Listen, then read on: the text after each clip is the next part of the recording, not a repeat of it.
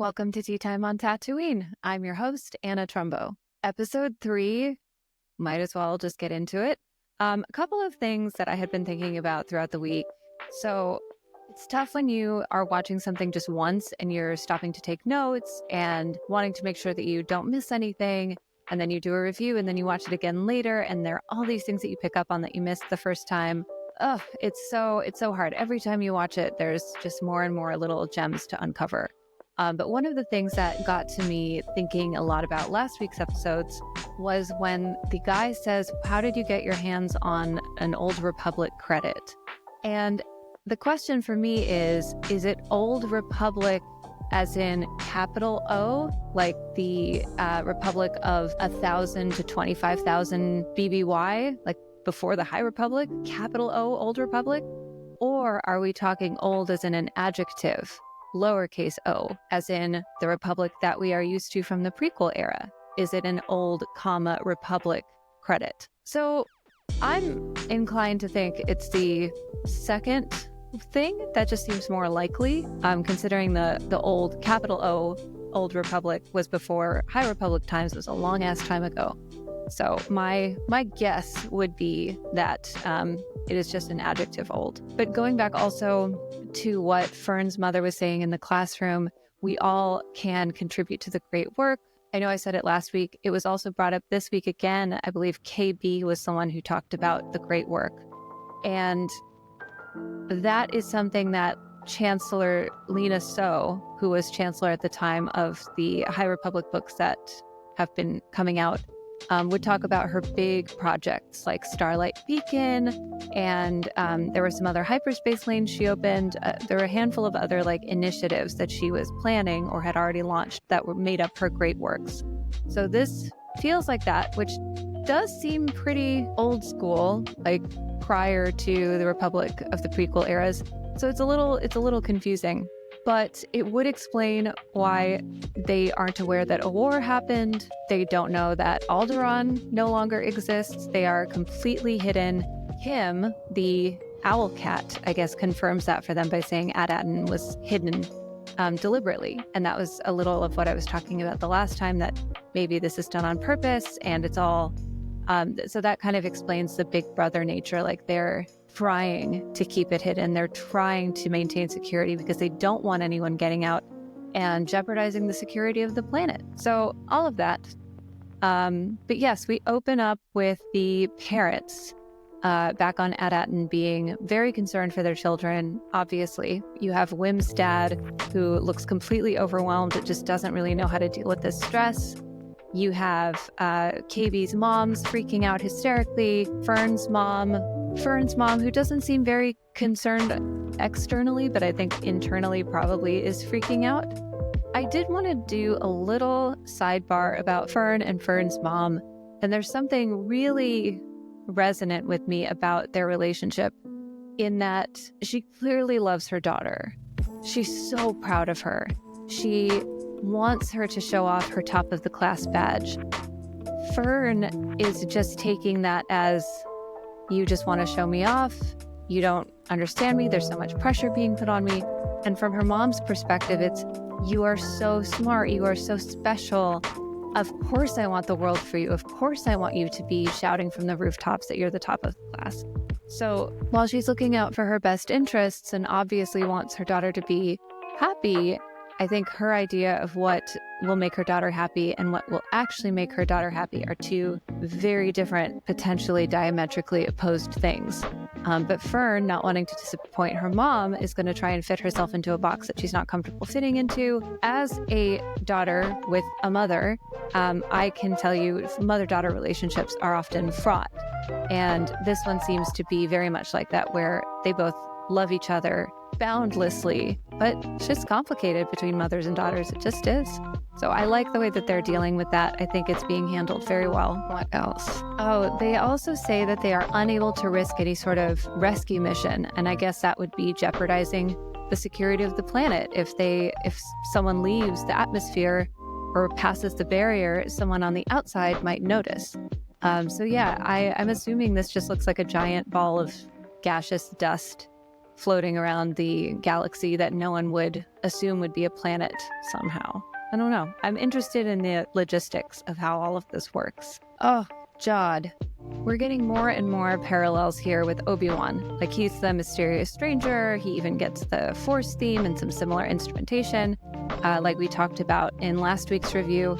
But he even does the sort of like Force distraction noise that he does in A New Hope and then again in the Obi-Wan show. So he's very much like leaning into that vibe. But the thing that he's really giving me is, what is his name? Okay, what he's really giving me is Haja Estri, the Kumail Nanjiani character in Obi-Wan. Now, for those who don't remember, Haja was the charlatan Jedi, the fake Jedi who used magnets and remotes and repulsor lifts to pretend to have the Force. Yeah, all the Haja charlatan vibes, definitely putting on a show like, oh yes, I am a Jedi. I am so noble. I'm here to help. Because we all help, because we are so noble. Look at me do this power. Look at me wield the Force. The only difference between them is that he actually can use the Force, but that vibe is the same, and clearly the girls see right through it. I do like this setup of like the girls being a little more mature. I think also they might be a little older because they're both way taller. But as a tall person myself, I was taller than all of the boys in my grade until like middle school. So it's very possible they're all the same age. But I do like that both of the girls are just like, got my eye on you, dude. I don't trust you. So yeah, but it is kind of classic that like the boys are just hero struck by this who is so mysterious and cool and powerful and awesome. So I think that's a fun dynamic they're setting up between the boys and the girls. It just feels, man, they're so good at writing kids. It feels so true. Like, it's not just tapping into the nostalgia of the films and television that I watched as a kid. It's tapping into the nostalgia of being a kid. Because in so many of those movies, it's like, kids don't really talk like that. That's movie children. This is so incredibly relatable. And I find that to be delightful, marvelous even. I'm curious about KB being able to sense that droid that was around the corner. She can like make those changes to her voice. There's some part of her that might be slightly cyborg with the little like headband / visor that goes up and down. She can clearly modulate her voice to sound like a security droid or to amplify her voice like she did in tonight's episode. So either she has some sort of affinity for droids and can like sense them, or maybe she is Force sensitive herself, or maybe a little bit of both. I'm sure we'll find out one way or another. Oh my God, Neil is so cute. He's so cute. I mean, they're just doing it to like sell things and make money on merchandise, but like he's so perfect. I can't with Neil. So when Jod is pretty close to Jude. I wonder if that was like part of his contract. When he goes searching for SM-33, they are right away. You can hear the alarm bell sounding. Captain Silvo is missing. Captain Silvo has escaped. So that prediction from episode 1, where a lot of people thought that Jude Law was the pirate captain at the beginning of the show, was confirmed. Now, I don't think this was meant to be a huge twist. So I don't think that they're playing their hand too soon. I actually am glad they didn't drag it on too long, because it almost insults the audience intelligence. Like, do you really think this is that much of a twist that you need to build up that much suspense for it? No. But it's nice that we get like official confirmation that he is in fact Captain Silvo. He goes to find the droids. Interesting that he comes across a battle droid. His reaction is a little hard for me to parse. Like, does he have experience with that? Which would make me think, okay, Clone Wars. Yeah, of course you would have experience with B-1 battle droids. But I don't know, his reaction's it's inscrutable. Can't really tell what it means yet. Man, SM-33, there's something about the way that he's built and the way that he moves. He's like the stuff of nightmares. When he's just hanging there, he looks so creepy. I like him a lot, but he's like scary. He's like K2SO, but unhinged. And K2SO is already a little bit unhinged, so this is like even more unhinged. But he's like a scarier, creepier that. I'm enjoying seeing the different pirates and their masks. It's very campy. It's very like someone went to Party City and bought a bunch of Halloween masks. But that's how the cantina scene in A New Hope was. There were literal Halloween masks everywhere. There was a devil. There was a werewolf. So I like that they're leaning into that and not going full like CGI, and just having a little bit more fun with that. So that is enjoyable. I like their escape into hyperspace. It does seem like the rules of hyperspace seem very arbitrary. Sometimes you can't jump from within the atmosphere. Sometimes you can, but it seems like only you can when there's a daring escape underway. So it's a little, I don't know how hyperspace works. I'm not a hyperlane prospector. Don't ask me. Oh, Neil with his little tummy ache. Oh my gosh. Oh, I know. I'm going to be really annoying with all the Neil love, but he's just so stinking cute. Yeah, his little, so relatable, man. Like, all I could think was they haven't eaten since that weird food stall, and they didn't really have any of that food. They kind of just ran before they were able to eat. They must be so hungry. And this goes back to being good at writing kids, because when she goes, I'm not even tired, and then the next shot is her just honked out. It's such a classic, like, little kid thing to do. You just don't want to miss out on all the action. Kids have constant 24/7 FOMO. Always. I do think this is something I've brought up before. I'm very judgmental of Star Wars characters by how they treat droids. Princess Leia clearly is as well. It's, if you're nice to droids, to me, it's like the analogy of being nice to service workers. Obviously, service workers are also human, so I'm not making that kind of comparison. But like, if you're shitty to a service worker and you're shitty to a droid, I'm going to judge you. My estimation of you will fall significantly. And he's a dick to SM33. Jod is a complete asshole. Clean this up, and, you know, very, very dismissive. And so when Smee gives him, SM33, like, threatens him a little bit and pokes him in his chest, I am just very much on board. Nick Frost is incredible in this role, so very cool. When they land on the moon, we get that mystery theme that Ashton was talking about on last week's review. And then we visit Kim and more piratey type accents, which is fun. I'm enjoying that they're leaning into this, just, you know, full tilt. But we literally get an owl cat, or I guess maybe she's like a hawk cat or something. But it's like a taloned bird with whiskers and a little kitty nose. And she's awesome. She very much, I like the moment that she has with KB right before they flee, where she makes sure that she's okay. And she says, you can call me anytime. Now, how she has her number, how she'll ever be able to reach her, I'm not entirely sure.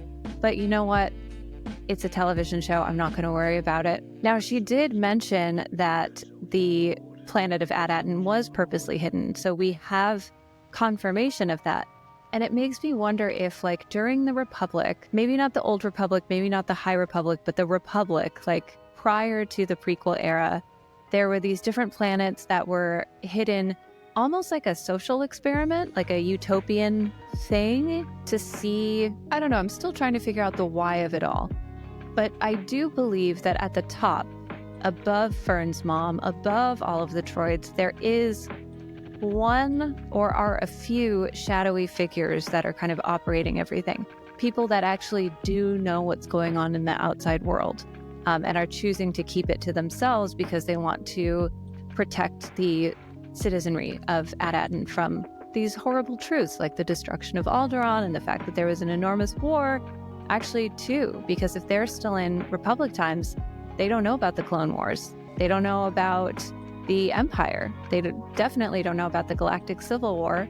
So it's like they're stuck in a bubble in the past. And the question is just how far in the past are they stuck?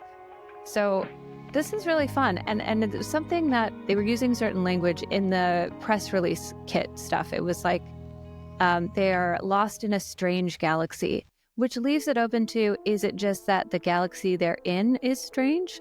Or are they in a different galaxy that is strange? And I think it's the former. It's the same galaxy, but it's strange in that it's the real world. I mean, it's many, many worlds, many, many, many, many worlds. But it's real. Like, they live in a little bubble where they're still working on the great work. And I'm so curious to know what that great work is going to be. I do like how aggressive the kids are with Jod When they're getting back on the ship, they're like, absolutely not. We would rather get shot down by X-Wings. We would rather you get taken away. We don't know you. We don't trust you. Why should we go with you? Why should we let you back on the ship? You're not the captain. I'm the captain. I like the pressure that they're putting on him. I like that they're not all taken in by him. Even the boys at this point are starting to be a little suspicious. I think it would just be too easy for them to be completely taken in by his charade. So this makes it more fun, more believable that I think it would just get tiresome if we knew that he was roguish, but the kids didn't know for too many episodes. So it's better that it's kind of out in the open this way. I still maintain that he, at his core, is good, and there will be some sort of redemption. And I say redemption, he hasn't like done anything super messed up to these kids, but I'm sure he's got stuff in his past that he regrets. I'm still thinking like Jedi Knight that survived the Purge, became a mercenary, has completely lost track. So like was a Jedi, is no longer a Jedi, and hasn't considered himself a Jedi since the Purge. So that's my thought. Yeah, that's my thought. Whim. Oh, my sweet neurodivergent child. I just love that they are in like a dangerous situation. It is extremely high stress. The stakes could not be higher. And he is just focused on, why am I not flying the ship? I want to be flying the ship. And it's very similar to in the first episode when they're walking through the ship. It's girls against boys pretty much, but Neil ends up going with the girls because he's like, they're being reasonable. You're being unreasonable. I just want to go home. And Wim is wandering around and he's like, great, my own Jedi temple. And he has to know at this point it is not a Jedi temple, but he's just very hyper fixated on this idea because he got it in his head and it's like, it's what he wants it to be. And so there's that like situational unawareness, right? Neil is terrified because they're in a spaceship and they don't know where they are or if they're ever going to get home. But Wim is just so distracted by the fact that they're on an adventure. And that gives me a little bit of the same sense here. Like, bro, there's more important stuff going on. Don't worry about not flying the spaceship. There will be plenty of other opportunities to fly the spaceship if you've survived the situation you are now in. And then also Neil's scream in the ship when they're getting away. Oh, guys, what is Neil? How, like, someday I will find the words to describe just how precious and wonderful Neil is. I just nailed it. It's like he's nerdy without being too nerdy. He threads the needle. He's got different tropes, but they just nailed it with Neil. I'm hoping that by next week, my Neil glee will be a little more under control. In the meantime, though, I apologize for all of this feeling about how amazing Neil is. Now it is time to welcome back to the show Ashton Sherritt, who will be giving us his music breakdown of episode 3. Welcome back. Yeah. Episode 3. Episode 3. It was a good one. Wow. Yeah. Super fun. Just the piratiest. I know. Piratey stuff going on. It's so sick. We got a literal aye, but like just very delayed. Yeah. I. Yeah. That was fun. Yeah. I feel like a lot of questions were answered and even more questions were asked, and it was a good. Yeah, I enjoyed it. Yeah, I do like that they are addressing all of our questions. Like, yeah, like the audience isn't alone with their questions, so that's pretty cool. We're like all on this journey. So yeah, super fun. And yeah, there's some pretty cool musical moments. Of course. Yeah. This episode. So everyone remembers what we deemed the Jude Law Force theme, which is just, again, really cool. I have thoughts on that, but basically we do hear the theme again during this episode. It's while he's like kind of sneaking around. We hear it in a couple other spots too, but the biggest one is whenever he's sneaking around trying to find SM-33. So I'll play that here. All right, let me play this one.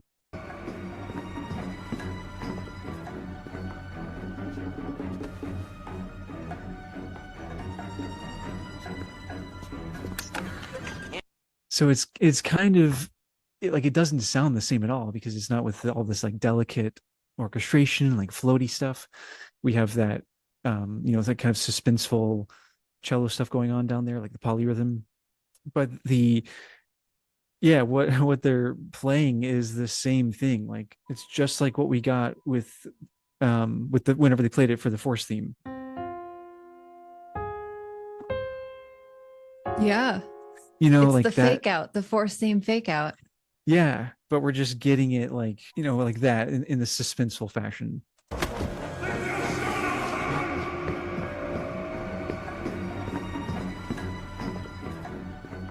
Yeah. So anyway, whatever. Like it was just like, oh, cool. Like that's the theme for him, and like kind of sneaky and suspenseful. So, that was like, yeah, cool. Um, yeah, we can talk about his character maybe. I mean, I'm sure I'm sure you've already talked about that in your breakdown. So let's not do that here. Okay. I know. I have so many thoughts. It's very hard not to, but it's in the hard. interest of music, let's Yes. power through. Yes, totally agree. Okay, so another cool thing is just fun. Whenever they're escaping this like pirate dock port thing, we get this cue. Check this out. I think we're stuck on the fuel line. Okay, I'll try and snap it.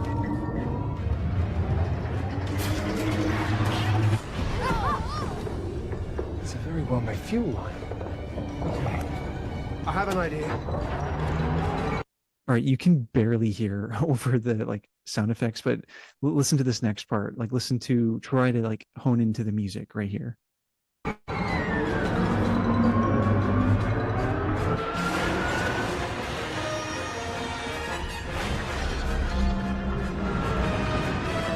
It's so hard to hear, but let me just play this from The Phantom Menace.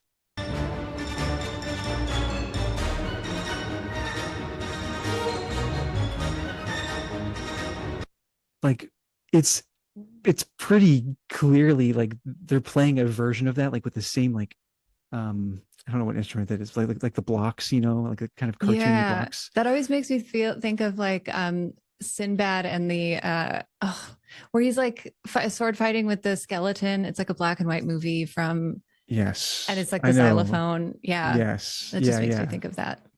Totally, which is like fun because it's a play on the name of the show. Right. Yeah. So I don't know, that was just like when I heard that in the background I was like, oh dude, this is so similar to that cue. Very cool. Yeah, so yeah, which was super cool. So another thing is, the main theme for the show, and what I guess is kind of like Wim's theme. We hear it a couple of times, but my favorite time that we hear it in this episode is whenever he's in the turret, and like you can just see the glee on his face, like he's like, oh, like I'm doing the thing, and we hear his theme play like this.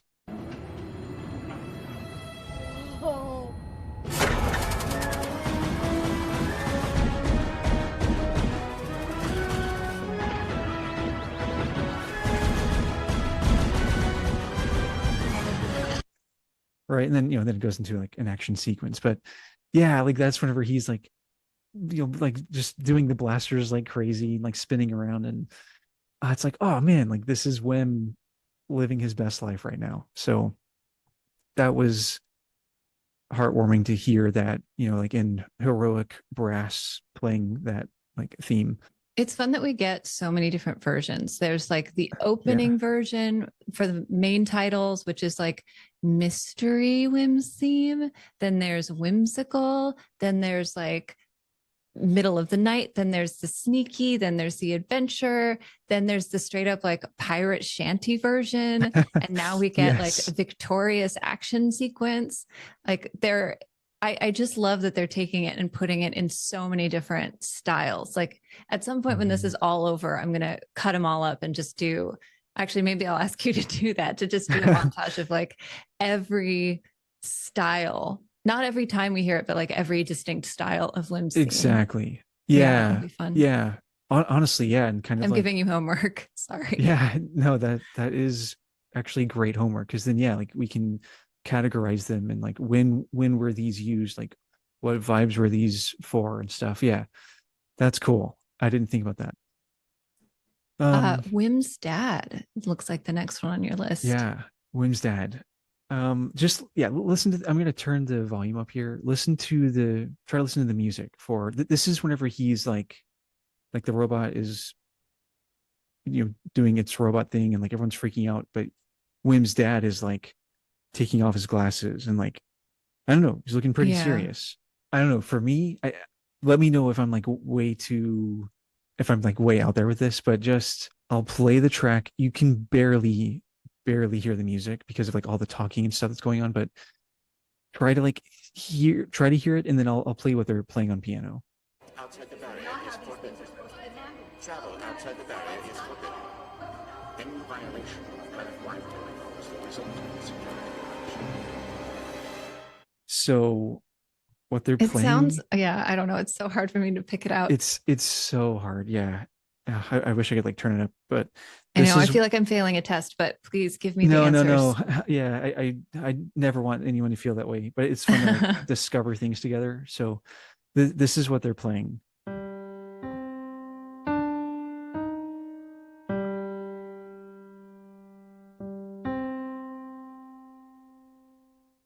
That's what they're playing, which to me is very much like this.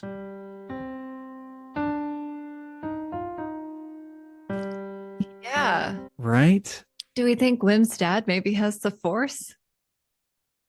I don't know, but That would be a twist.